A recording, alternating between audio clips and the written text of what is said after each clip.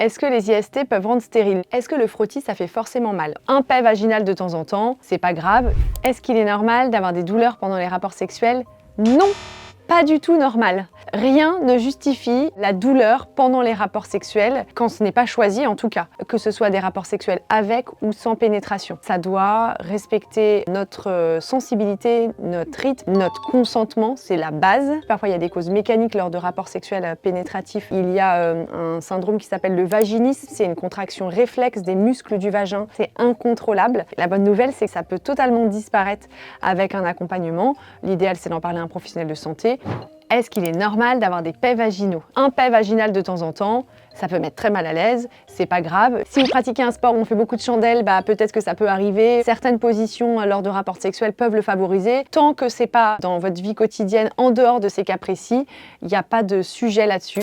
À quel âge il faut prendre rendez-vous pour sa première consultation de gynécologie? Il n'y a pas d'âge, il n'y a pas besoin d'amener sa fille chez le gynécologue comme si c'était un rite de passage. Quand on a besoin d'avoir un professionnel de santé à qui poser des questions, on peut consulter dès l'adolescence. Le premier frottis est recommandé à partir de 25 ans. Jusqu'à 35 ans, le dépistage du cancer du sein, c'est plutôt tous les 2 ans et à partir de 35 ans, tous les ans. Voilà, ça nous donne un petit peu des repères. Est-ce qu'il y a une différence entre sage-femme et médecin gynécologue? Oui, car un médecin gynécologue est un médecin. On est autour d'une dizaine ou d'une douzaine d'années d'études. Aujourd'hui, pour devenir sage-femme, il faut faire 6 ans d'études.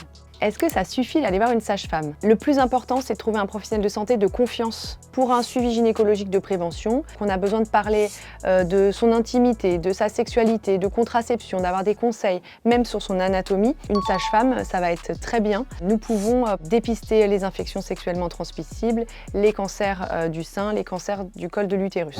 Est-ce que le frottis, ça fait forcément mal? Ce qui peut faire le plus mal, c'est peut-être l'insertion du spéculum pour pouvoir aller voir le col de l'utérus et passer la petite brosse pour prélever les cellules. Donc dans le cadre du frottis, ça peut être désagréable, mais le ou la professionnelle de santé doit s'assurer du confort de la patiente.